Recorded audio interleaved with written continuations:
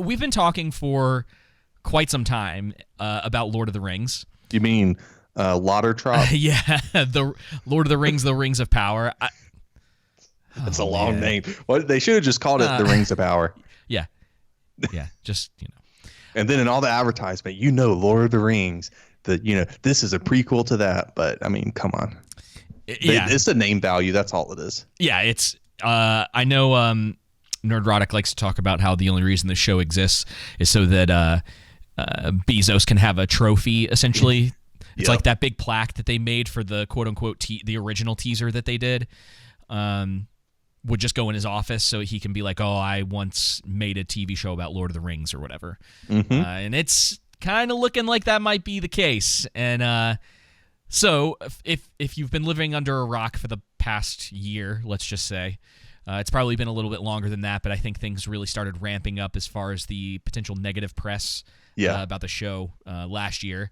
And I think it was around that time, the thing that set it off was when Bezos was talking about how he wanted this to be, or the rumors had come out that Bezos wanted this to be his Game of Thrones, right? Or Amazon's Game of Thrones. Yep. That's when a lot of the people, especially the die-hard Lord of the Rings fans, were starting to get a little bit nervous about what this might actually be. It was a red flag, right? No, major. And the other red flag was hiring showrunners who have no experience other than the only credit they had was the Star Trek movie that came out in 2016. Whenever it flopped, it sucked. Star Trek Beyond. The Star Trek Who Gives a Crap. And I think that's the name of the title. It's important. Yeah, well, it's important to understand that these guys, I think, were co-writers and weren't even. They may not have even been the head writer for that. Yeah. So these guys. Not only was that going on with them, but they also apparently were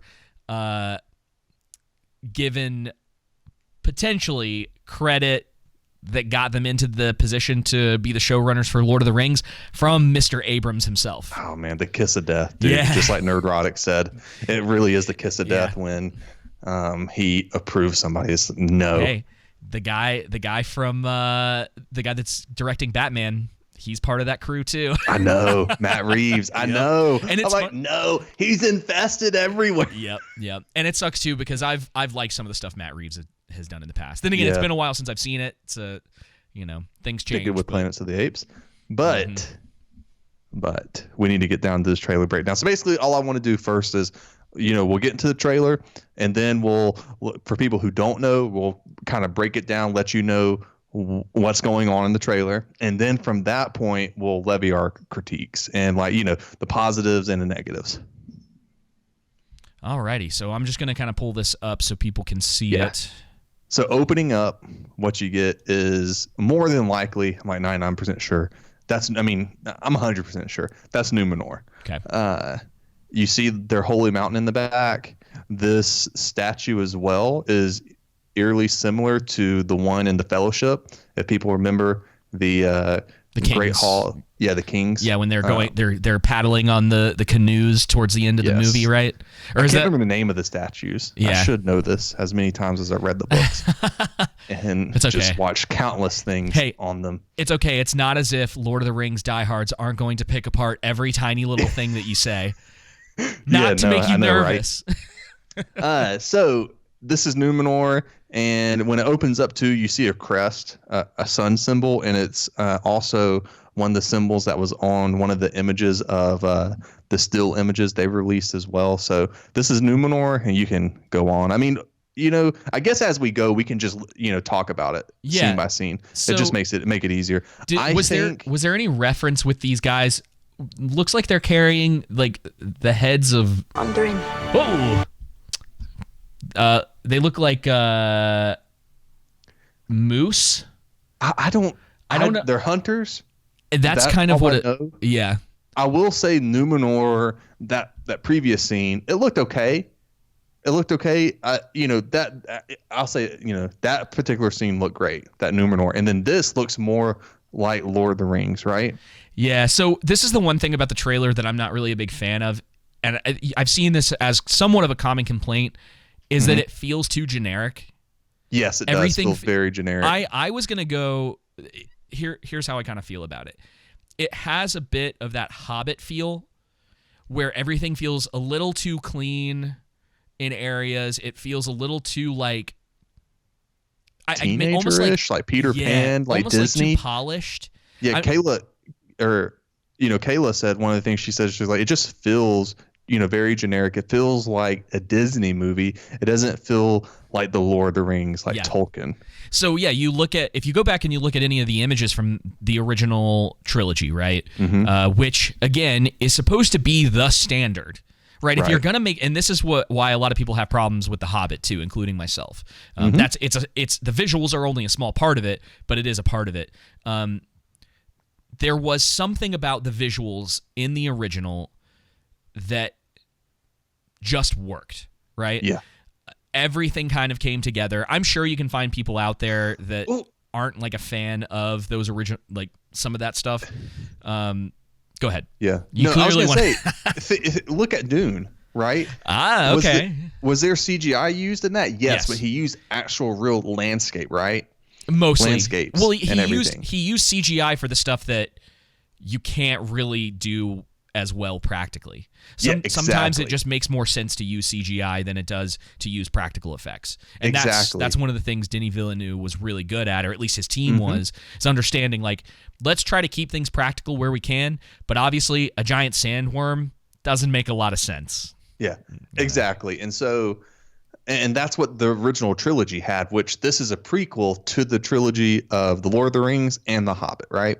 The Hobbit fell short because it heavily relied on CGI, and it showed, and people just did not like it the same. Oh, yeah. And so Amazon, had came out and said that, they were really going to focus on practical effects. Well, when they released the quote-unquote teaser trailer weeks or whenever ago of highlighting what the name of the show was going to be, I didn't even know it was practical effects until they released the behind-the-scene footage.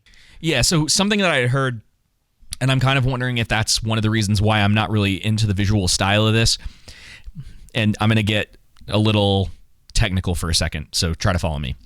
Okay. Generally, when you're filming for anything, you want it to be in 24 frames a second, or in sometimes it's 25. Depending on where you live in the world, it's 24 or 25. So what Peter Jackson did... Sorry, I had to burp. What Peter Jackson did in The Hobbit is he went to 48 frames a second. That's why everything looks super smooth, super clean. Gotcha. It's similar to if you're a gamer, it's like the opposite, right? Like you actually want that. So that's why they talk about like, I have 120 frames a second or whatever, because it makes everything really clean, really smooth, and run really well. It's the opposite in film. You actually want to find yourself around that 24 frames a second, and I think that's kind of what's standard with a lot of cameras now, because it gives you a more like worn-in look. Like it makes you feel like there's a bit of a separation between you and what's happening, right? Yeah. That's why it's considered like the cinematic look. When you have the lower frame rate like that. But when you get into like 48, you almost feel like you're in it, which is what I think Jackson was trying to do with The Hobbit, which, I mean, to some degree, like good on you if that was actually it. At least he was trying to do something creative with those, even if I think it didn't work.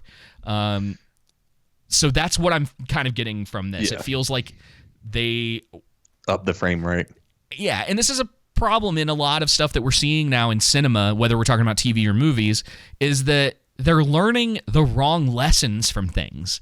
It's like, it's like, are you looking at The Hobbit to decide how you're making the show, or are you looking at the original material that you had, being that OG trilogy, as far as like the visual version of Lord of the Rings is concerned? That was so beloved. Yeah. No, I agree. And in Peter Jackson's defense, he had to do the Hobbit trilogy or the Hobbit movie at the last minute because of Warner Brothers being the worst production company in Hollywood, if you can even imagine that. Didn't they say they were going to do it without him too? Was that? Yeah. Well, it was supposed to be Guillermo del Toro, but it kept issues kept occurring with Warner Brothers and New Line. And so in 2012 or I can't remember when the movies were released, but like a year or two before, it released or whenever, or however many years beforehand, he quit because of Warner Brothers and New Line, or Warner Brothers. and then that's when Peter Jackson led in on it and became the director, because I think he was just going to be an executive producer. Yeah. And Guillermo del Toro was going to lead it, and there was just going to be 2 movies: The Hobbit from Bilbo's perspective, and then The Hobbit from Gandalf's perspective. That's right, man. It's been a long time. I got you. But let's get back to this. This I'm assuming this is supposed to be a Hobbit. That was my first assumption, and it was not only the look, it was also the voice. Yes, and I think she's the one that's narrating this whole thing. And oh boy, dude, that the little stuff in her hair and everything gives me like PTSD from Radagast in The Hobbit, the bird poop in his hair and stuff. Yeah. And so again, it's one of the problems I had with The Hobbit that I feel like I'm seeing in this is what we just talked about, being too clean, not being Tolkien, right? It's a generic fantasy, and it feels more like Disney, like Peter Pan, something like that, rather than like Lord of the Rings. And it seems like they can't decide, do we want to make something for teenagers or do we want to make something for adults? Now, I could be wrong with the first episodes. We have to withhold complete judgment until the first episode arrives. And I've mentioned this to you, but there is a potential, because Amazon has done this with other shows. Yeah. Most notably Invincible, where the rating of the episodes can differ. Yeah. So you might have an episode that's focused on something that is more TV-14. So there's some violence, maybe somebody smoking a pipe or whatever, but that's about as far as it goes. And then in the very next episode, they could ramp it up into a potentially more game. And this is me theorizing. Like, I'm not saying this is what's going to happen. Right. And they could ramp it up in another episode to something more Game of Thrones-esque, if you will. Yeah. And so in this scene, what we have is Galadriel. She is attempting to climb a mountain. And then there, not in this particular shot, I don't think, but there's also some cloak figures behind her. But basically, this is what people are assuming is the Helcaraxe. However, during the Helcaraxe, when Fingolfin's people cross over into Middle-earth from Valinor, I believe I have my Tolkien lore correct, they crossed the Northern Pass, and it was really treacherous for them. Now, this is obviously, if it is that, a more dramatic sense of that, because I couldn't imagine all of his people having to cross like this. It's extremely dangerous, right? Right. But the only problem is that during that passing, the sun didn't exist yet. So that's the only thing that this may not be that as well. Dude. This could be her in the northern area. I forget what the specific part is called. Yeah. Right now, and she could be trying to go out after, Sauron or his, anyone who had to do with that last battle in the first age. I am really curious how the writing is going to be in this show. So I'm not a huge lore guy when it comes to Lord of the Rings. I'm not a huge lore guy in general. It's stuff that I find it's stuff that I find interesting generally when other people are talking about it. But it's not something that I tend to care about. But like listening to you like talk about this, I tend to think like there's no way they're gonna get this right, dude. We'll get into that later. Let's just keep going. We'll get into that. So, also the other thing, Galadriel is an elf, correct? Yes. This girl don't look like an elf to me. Nope. That's one of the criticisms I have with all of the elves is that they only have pointy ears. Yeah. Right. They have short hair, which is against what Tolkien wrote them as. And there's really nothing that differentiates them between at least that we can tell with what's been released, between humans and the elves. And so more on that later. But yeah, this is. Wait, did you say that they don't have pointy ears? No, they do have pointy ears. I didn't mean, if I said don't, I didn't mean No, to. I might have just misheard you. Yeah, they do have pointy ears, and that's really the only that I can tell. The only thing that distinguishes them from humans. Yeah. I'm being dumb. And they should have how Tolkien wrote them to be, right? They should have long hair. The short hair thing is that's just gonna take me a while to get used to. But then the other thing too that we'll see in this trailer, and that we even saw with Galadriel, is that their armor sucks. I mean, Peter Jackson did a way better job of displaying the elven armor from, Dwarvish armor and human armor, right? And their armor in the second age should be a lot better than what it is in the third age. Yeah. So because there was more skilled armorers then. So who's this guy? That's a new character. I forget his name. Starts with an H. Who cares? So it doesn't matter. He's a human, and his and from what it seems like, from what I read, his destiny and Galadriel's destiny becomes intertwined somehow. Oh, great. Yay. Great. What you see in this. So he's Jon Snow? Yes. Is that what you're telling me? Yeah, exactly. What you see in this is a lot of original characters, a heavy emphasis on the original characters they created. Boy. And one of the concerns a lot of people have is, are they going to play fast and loose with the lore? I think they are. The answer is yes. Yeah. If discussions I've had with a couple people, yes. Yeah. I'm just saying, I'm like 99.9% sure they are, because of what they're emphasizing. Now, their marketing strategy could be, hey, we're going to have the hardcore fans anyway.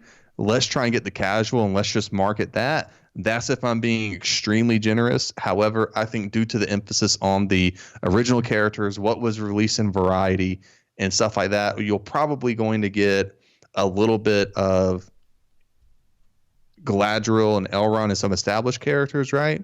But then either as the season goes on, as season one goes on, or as the seasons go on, it eventually will be those new characters they introduce, because they can do anything they want to with them, whereas the established characters they can't. You know what other franchise is doing that currently? Tell us. Star Wars. I know. But Star Wars ain't as good as Lord of the Rings. That's just the truth. Well, that's not even I know. It's literally the same thing, except I'm sure they're not going to kill off. I mean, they can't really kill off Galadriel or any of them like they can in Star Wars. So, especially because this is like prequel. Yeah, and it seems like Galadriel is going to be the main character in season one. All right. So one of the wait, hang on. I'm trying to get this right. Come on, give me a good shot of this guy. I know there was one in here. Yeah, keep going a little bit. There, keep going. No, keep going forward. You're right. There you go. Okay, so this is one of the more controversial characters, according to the internet. Yeah. One of. We'll get to the other one in a minute. I just want to talk about the scene. Yeah. I have a problem with Hollywood relying so much on slow-mo. Now, again, I haven't seen any episodes, but as far as just film-wise, right? I think if you're going to know how much better the elven warriors are from the human warriors, I think have a scene like this go fast instead of slow, right? To where you just can barely catch it. That's just my opinion. I don't think you need to see a slow-mo of him catching the arrow before it hits his buddy and turning around and shooting it. Now, I don't have a problem with that. I think, is it unrealistic? Yes. I mean, Peter Jackson did the same thing with Legolas, sliding down the trunk of that elephant in Return of the King, but it's epic and it's cool. So I don't really care so much about that. It adds flair to it. I will hold off judgment on that specific thing until we actually see the show and how much how much slow-mo is in it. Because if it's just to slow down certain things to help you establish like characteristics, I don't have a problem with it. It's the where it gets bad is when you have something like Zack Snyder's Justice League, like his cut, where it's like slow motion every 10 minutes. Yes. Like that whole thing with the Amazons in that. Yeah. Where everything is like slow-mo and you're like, what are you doing? Like none of this needs to be slowed down. It's stylistic. It's a creative choice in a lot of instances. Right. You could say it's subjective depending on what we're talking about. I'm wondering if they're going to have this Sylvan elf, Arondir is his name, Arondir, and if he's going to be on par with Legolas, like he's going to be the Legolas of this show. There will be a Legolas. Yeah, for certain there will be. You know what I'm saying? Yeah. Now, go ahead. I pulled this up because I was wondering if there was any context for what either looks like a comet or a falling star or some sort of. It's a meteor meteor. When it hits the Earth, it becomes a meteorite, right? And so I thought it was going to be one of the wizards, but particularly Gandalf. That's what I was thinking. No one knows 100%, but according to my sources, Fellowship of the Fans, who has sources to Amazon, rumor has it they've been in Fellowship of the Fans has been accurate. If you don't want to hear this spoiler, stop and forward, a minute or 30 seconds. But they rumor has it that that's an evil person. I'm assuming it's going to be Sauron, and he, thinks that, he comes down and he thinks, he's Anatar, right? Right. And he thinks that it's good, and he's lost all his memory, and then slowly he regains his memory and realizes who he is. This is Gil Galad, and he is the head honcho of the elves. He's the big man on campus. He is, along with Elendil, who is the king of Numenor after it's destroyed, fight Sauron at that last battle, which is what this is going to build up to, the last battle of the Second Age. I should know the name of it, but the battle of, I can't remember. But anyway, and he's just an amazing elf king is all. And then this is Galadriel leading battlesuit Galadriel. Yeah, battlesuit Galadriel in terrible elven armor. That's just come on, guys, do it better. At least if you're gonna do it right. Well, and one of the things that's interesting, clearly Amazon doesn't understand that we live in the age of the internet where you can slow things down. But when we were talking about the trailer before all of this, or after it aired from the Super Bowl. I had mentioned to you that one of the things that was most notable for me was how quick the trailer goes. This is a minute long, right? Yeah. And they shove so much in there, and it's so fast. And a lot of the time, when companies do that, it's because they're trying to hide something from you. Yeah. It was like a buddy of mine had said, "Oh, did you know? What'd you think of that orc that was in the trailer?" And I was like, "I don't even remember there being an orc in the trailer." It wasn't until I went back and watched it, I was like, "Oh, that's what he's talking about." No, it was so fast. Yeah, that's part of it, is that they want to throw all this stuff at you, and at the moment, you don't have the time to go back and watch it. So all the music and the fast imagery and the couple occasions where you kind of notice something that looks Lord of the Rings-esque to you, and you go, "Oh man, what is this? Oh, this seems so cool." This is that jangling keys. This is literally that kind of trailer. Yeah, and furthermore, along par with that, it seems to me like a better teaser would have been either you do 2 separate scenes of the show, 30 seconds long. You don't have to show everything, right? Just 30 seconds long each. And leave the fans wanting more, right, for a teaser. Or just one scene that's an entire minute long and let it play out.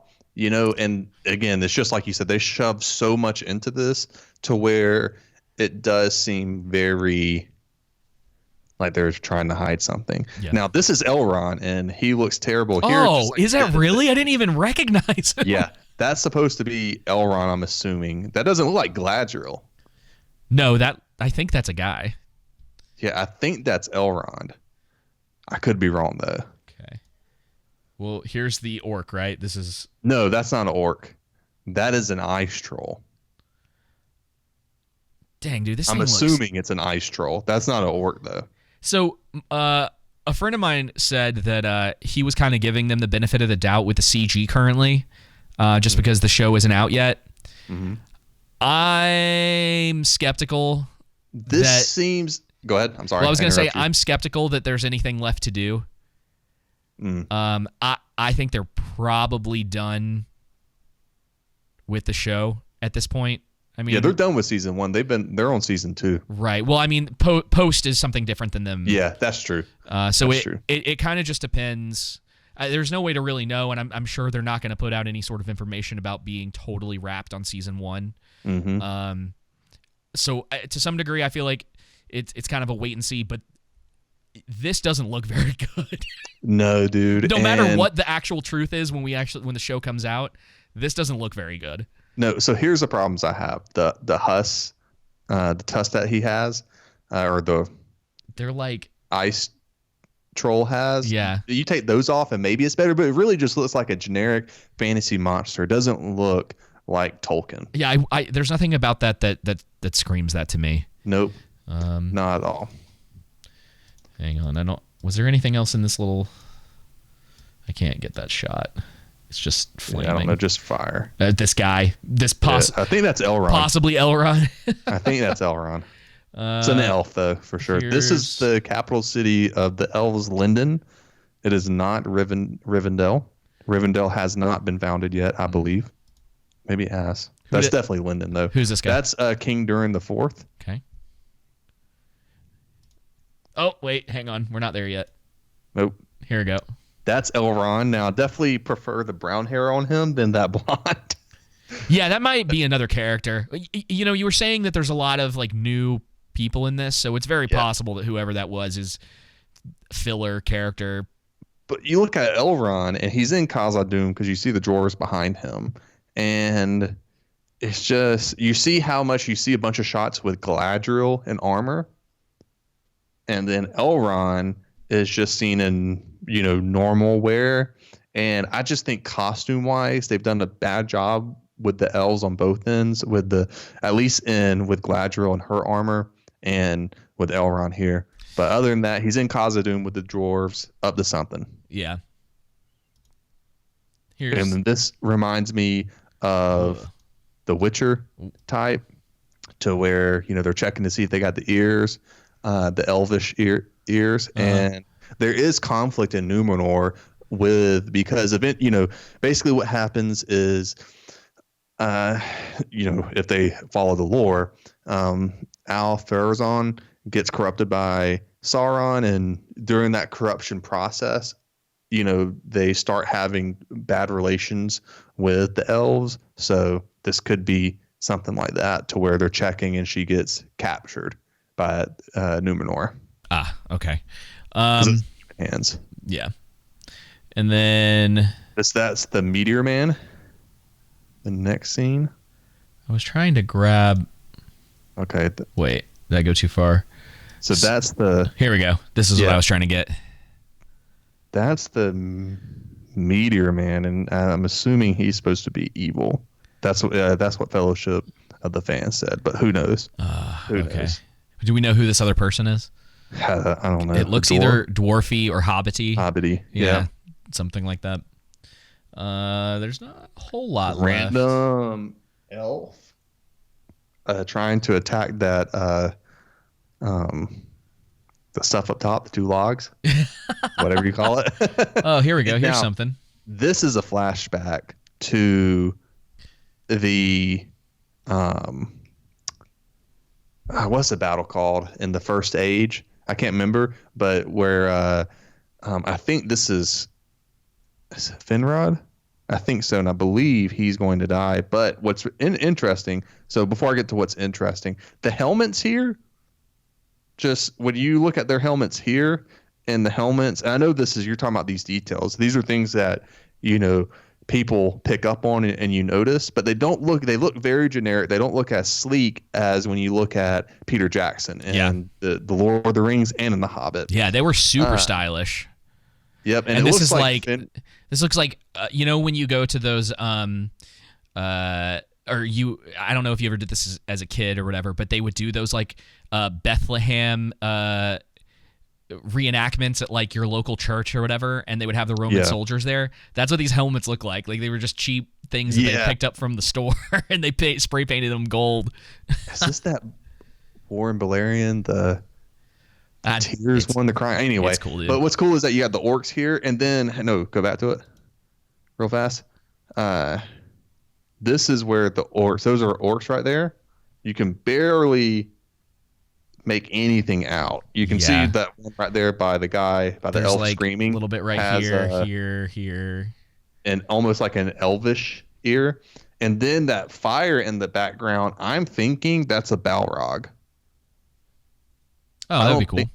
That's an explosion. That would be really cool. I definitely don't mind the design of the orcs as far as their armor is concerned, but I can't really make out anything I can't else. tell. I kind of wish I would have been able to make out an orc in the teaser trailer, And then this is pretty much the last shot, right? Yeah. I think that's supposed to be I don't know if it's the Meteor Man or that this character is evil, and that looks like a Hobbit hand. But it also could be Gandalf or a Blue Wizard. That's another theory out there as well, because there's not much established on the blue wizards. So, all right. Well, general impressions. We gotta talk about that. Yeah. So general impressions for me, the CGI didn't look too spectacular. Other than I think the best shot for me, the one shot that felt like Lord of the Rings was those two hunters, and the beginning that looked like that 1 second shot. Yeah, that's the only thing to me that really looked like Tolkien. Yeah. Other than that, the CGI could have been better. I think you've already covered it. It just looks too clean. Looks like a Disney type of show. Again, it hasn't come out. We don't have more trailers. We haven't seen it yet. But you know what we missed? I'm not going to go back to it because I think I've got a picture that we'll show in a minute for when this goes up on YouTube. But the dwarf, the female dwarf. Yeah, she in that scene in the trailer, she's doing is singing a lament. Okay. In Khazad-dûm. Oh, cool. Yep. I tend to agree. I think I've said pretty much everything I can about it. It's like I think you're right. I think the CG doesn't look that good. I think it doesn't obviously. I wouldn't say obviously. I'll say that it does not look as cheap as the Wheel of Time does. Yeah. It's not on that level, but that's kind of what you would expect from something with it's how much do you remember how much the season was going to cost them? Is it $250 million? I think this season is going to be $500,000. Is it only $500,000? Yeah, once you include like marketing and everything, like the whole shebang, like everything, $500,000. I think. I mean, I'm sorry, $500 million. $500 million. I think it's $500 million. It's definitely $250 million because it cost them $200 million to buy the rights to this. So, I think actually more than $200 million. You're right. It's almost $500,000. $462 million. $500 million. $500 million. Forgive me. Yeah. And so again, I think the problems I don't have I personally, as a Tolkien fan, Lord of the Rings is my favorite. Huge nerd into it. I don't have a problem with them introducing a diverse cast. However, I have a problem with them introducing a diverse cast that goes against how Tolkien described the world. Okay, so what I mean by that is in Harad and in Khand, if I'm pronouncing that right. I'm pronouncing Harad right. But in Khand, they are described as dark-skinned people. And you could take that and they ally with Sauron. You see them in The Return of the King on the elephants, right? You could take that and, add nuance, bring in new characters and show, hey, during this time, maybe Gondor wasn't as moral as, they were in, the Lord of the Rings, right? And there's, maybe they did the people in Harad and Khand dirty, right? And maybe there's sufficient reason why they decided to ally with Sauron. Yeah. And you could flesh that out here and bring it in that way. Because it doesn't, what doesn't make sense is with the dwarves specifically, that one is, with both the dwarves and the elves. But with the dwarves, they live under mountains. Yeah, so to my knowledge, the sun doesn't shine in mountains.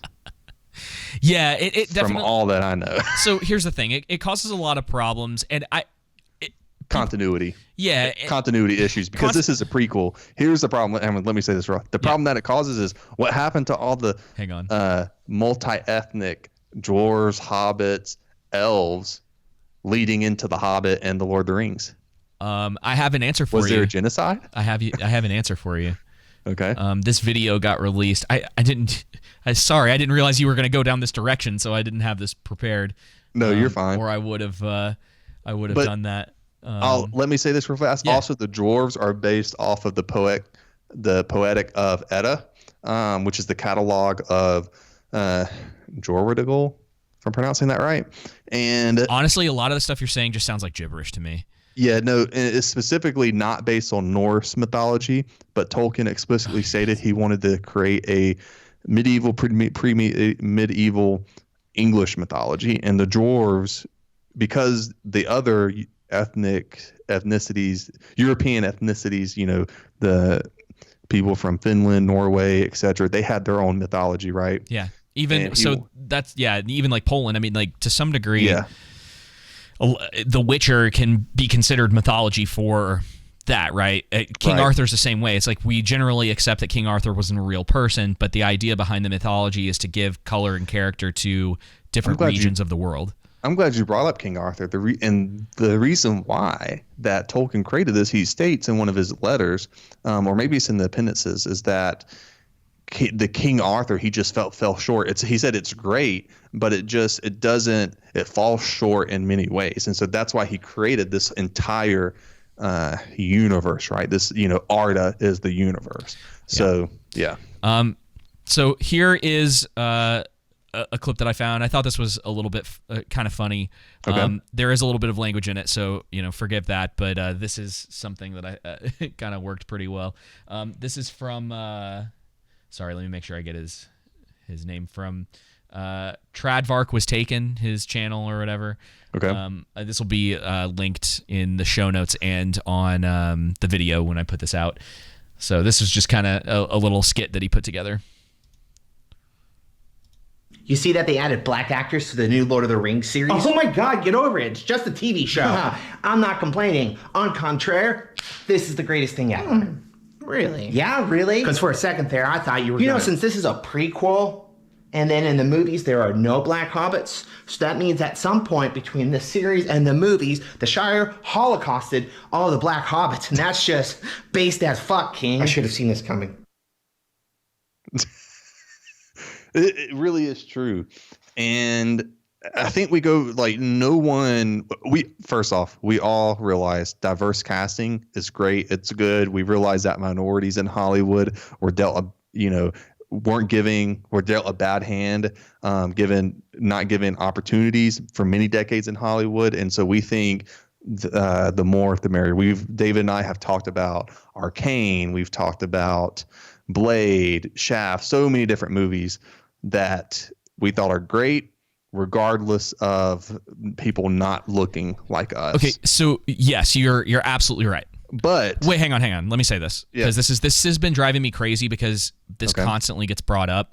Mm-hmm. There's this idea, right? And we're actually going to probably get into it with something else. Or there's some other things that are dealing with this right now too. People are constantly looking at the past.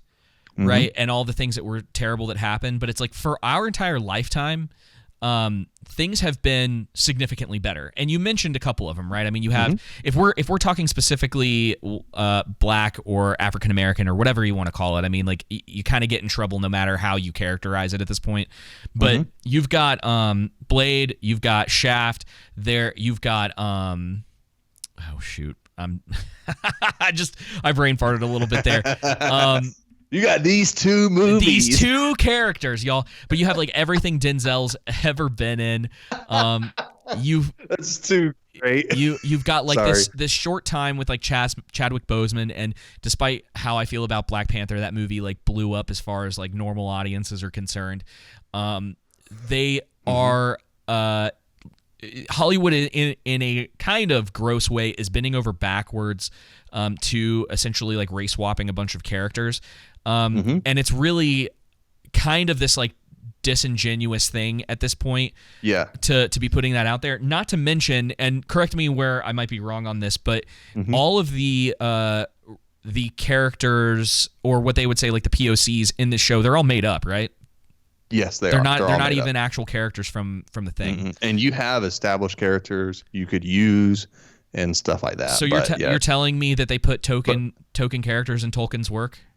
Yes, they did. Literal token characters. And not only that, David, but they appropriated white culture onto them as well. That's the other thing, because the dwarves and elves are based on the Tolkien's culture, right? The English mythology he wanted to create. And so one of the things I was going to get into is I agree with you. It's definitely gotten better in our lifetime, and it's gotten a lot better, right? Since, whenever in our lifetime. But the point I was getting at, though, is that there's a right way and a right setting to do that. That doesn't mean you have to have that in every single movie. For example, if somebody was making a movie on the Mayan civilization, right? It'd be very weird if half the cast was Asian or Caucasian. Yeah. Right. Yeah. That you lead to a bunch of unless questions, there was right? some sort of reason for it Yes. in the story, it doesn't make any sense. Right. Or if there is a show or a movie that was going to be based on feudal Japan, it'd be really weird if half the cast were Hispanic, right? Keanu Reeves might show up, or Matt Damon. That's true. Or Tom Cruise. Wait, no, that might have been Chinese. Or Tom Cruise. Well, The Last Samurai made sense. That's true. The Last Samurai is actually a really good example of that because there was a reason for that in the story. Yeah. And people will pull the whole like white savior card on a lot of that stuff. But yeah, let's get back into Lord of the Rings. Was there anything else in particular about it you want to talk about? Because I want to get into a little bit of the reaction to what was going on. No, I don't have high expectations. Let's just put it. My stock did not rise on the show. Yeah, neither. Yeah, but what seemed odd is that this is what I'm glad you have this pulled up. I wanted to get into this too because I wanted to say they can't see it yet. So okay, so I wanted to say like it almost seemed like Amazon was had already had it planned articles for the backlash. Yeah, they absolutely did. That was coming, and we're gonna they show know what some they're of them. doing. Yeah, well, and whether it was Amazon or whether these people have just gotten to the point where they're pre-writing stuff based on like internet chatter, and they just know it. So this is one of them. This is from Slash Film. It says, "Oh shame! It seems racists won't be able to watch the new Lord of the Rings TV show," which is a really dumb headline for a very obvious reason. For one, it's like why can't they? If you were even being like sincere about that, right? What's stopping them? It's so like, who are they talking about, right? And then just anyone who criticizes them. Yeah, and then you've got because they're expecting it. It's almost like they're expecting this to be a flop. You've got this one from IndieWire that says Amazon's Lord of the Rings team knew they'd face token fan backlash over diverse casting. So this one's directly to your point, and it says, who are these people that feel so threatened or disgusted by the idea that an elf is black or Latino or Asian? That's a straw man. Yes, it is. Who are they talking about, right? And obviously I don't have the articles pulled up. We don't have time to go into that. But it's like, clearly they're asking the question of who this is. And it's like, you could find someone like Nerdrotic or just some guy I've got a couple tweets from them, people who are annoyed by what's going on, and talk to them about their opinion. Or you can just straw man the crap out of them and move on with your life, which is David, what can I do a lot of them contrast, please? When Peter Jackson was making The Lord of the Rings, right? Peter Jackson did not follow everything that Tolkien wrote. He changed some things. For example, he didn't include Glorfindel, who actually saves Frodo when he gets stabbed in the Fellowship of the Rings by the Wraiths, right? And the reason why is it was a perfect way to introduce Arwen, and you can't introduce too many characters in film. The other thing is he was going to include Arwen at the Battle of Helm's Deep. However, he purposefully released an image of her at Helm's Deep, and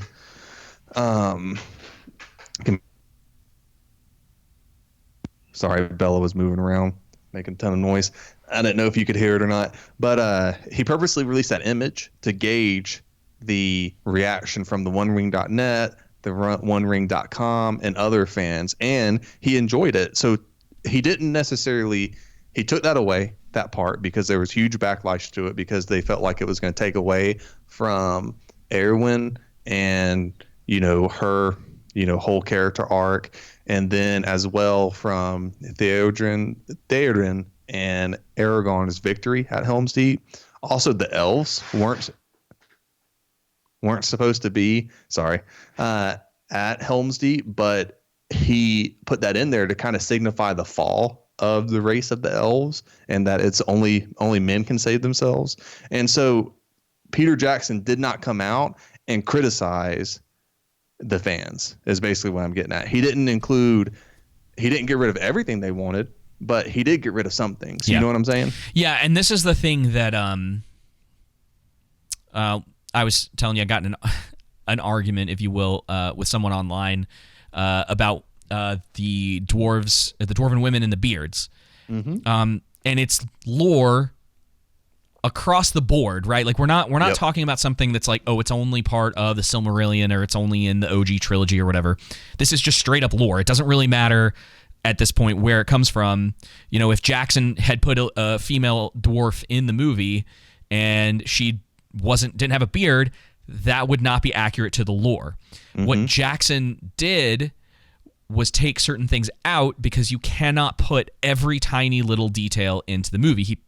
He did some things where like you said, he changed certain story elements, and he changed or he took some things out based on how much time that he had, right? Yep. And so that the story would flow well, and then you would still get something that was respectful, right? And of course, there's arguments from Tolkien fans whether it is as accurate or whatever, but a lot of people generally agree at this point. Yes, it is a good representation of the source material. Yeah.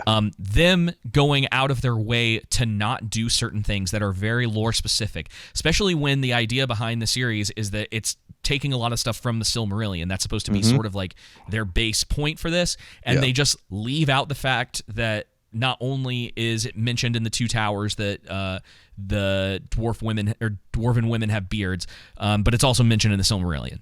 Yeah, and it also discusses in the Fellowship of the Ring, I believe, as well, discusses how elves are fair skin, long hair, and stuff like that. So it seems weird to me. Yeah. As much as it would seem weird if with Black Panther, all of a sudden half of the Wakandans were Caucasian. That would seem weird just based off of the location, unless there's a plausible reason for it, right? Well, more than just that, because they were like, is the term like ethnocentric or whatever? Yeah. They specifically kept everyone out with their giant wall. Exactly. They didn't want anyone else there. Just for diversity's sake. Yeah. Now. So, and that's the other thing to bring up. A lot of people want to argue because they're not paying attention. If I'm being straight up about this, a lot of people are arguing for the diverse casting because they think that they're being altruistic in doing this, which is not the case. No, that they literally, like, people need to go look this up. They have actual mandates throughout Hollywood with how they are allowed to cast things. Yep. You have to, it's like there have to be these percentages, not only people in front of the screen, but people behind the screen. Behind the screen. And it has nothing to do with your ability to do the job. It has everything with to do with the way that you look. That's it.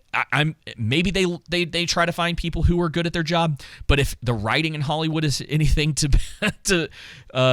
be an example of that, it's not the case. And I think as an elf, the Arondir, the Sylvan elf, I think he looks bad as well. Looks like bad play. I think a majority of the elves do. And again, I think it just goes back to, is that the Don Lemon no wood long elf, hair. this one?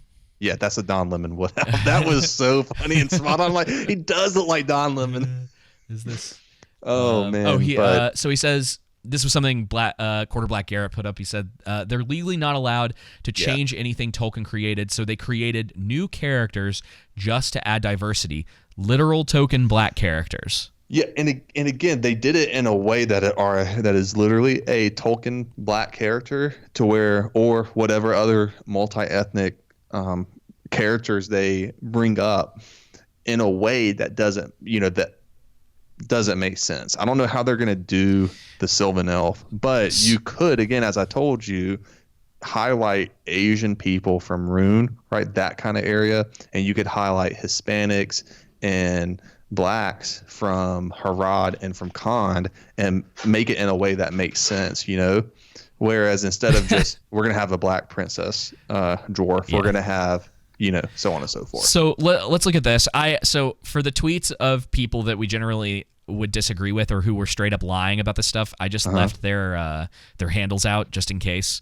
Trying to be a little bit respectful. It's not like you wouldn't be able to find this stuff with a little bit of digging. Right. But here was one. This is from someone who was incorrect in this assessment, who was trying to defend the ethnicity of the dwarven princess. I still do that because it's supposed to be dwarven and not dwarf, like an F, like the dwarfs in Snow White. Dwarven. It says, did you know that Tolkien Tolkien based most of the races of Middle-earth on Norse mythology, and that dwarves were called Dökkelfar, which means dark elf, and were described as having dark or black skin. So them casting a black woman to play a dwarven princess is actually very accurate. Now, just some guy who is quite well-versed in his lore said this. He said, wrong. Token, oh my God, I keep doing, this is going to be a problem for me, saying token and Tolkien. Wrong. Tolkien was based the dwarves on the Dwarfgatl, the catalog of dwarves from the Poetic Edda, like you were talking about. None of the dwarves in his books are described as having anything remotely close to African features. So this is huh? Go ahead. I was going to say this is what we're going to be getting for the next 5 years. These discussions aren't going anywhere. And I'm glad you pulled that up, because I had pulled him up as well, because I remember he tweeted something and I was like, oh yeah, this is what I forgot. Galadriel was athletic, and she did fight in the battles around the Kinslayings. That's what it was. Okay. But that was in the first age. The show takes place in the second age, where she wanders around Middle Earth for 1,300 years. She never fought in the War of the Jewels at all. So she wasn't really a warrior in the second age, but it's centering around her being this, lead that is a warrior. Yeah, they're going to so their defense will probably be, well, we just combine the two things. Yeah. That's what they're going to probably say. Let's just, if that's what they're going to do, because this is the defenses that they give. So this was another random tweet that I found on the one of the ads for the show. Now that the trailer's out, Twitter's been putting these the ad out for it. It says, "Don't care what y'all think. It's a good thing there's more representation in Middle Earth. Don't want as many people as possible to enjoy this world. Having POC will influence more young children, among others, to want to enjoy this world and seek it out." Well, I got the perfect thing for that. David, did you know that The Lord of the Rings has sold over 150 million sales all time, and The Hobbit 100 million? Did you also know that The Lord of the Rings has been translated into 57 different languages, and The Hobbit in 69 different languages? Yeah. Oh yeah. So it's massive, dude. You didn't like the Black Panther movie. I disagree with you. I liked it. I thought it was a decent to good movie. No, I'm sorry. This is it's okay. We don't have to go into that. It's okay. We can disagree on. It's fine. You're wrong. Hey, listen. I agree with your complaints. I think you're right. I still liked it, though, is what I'm saying. But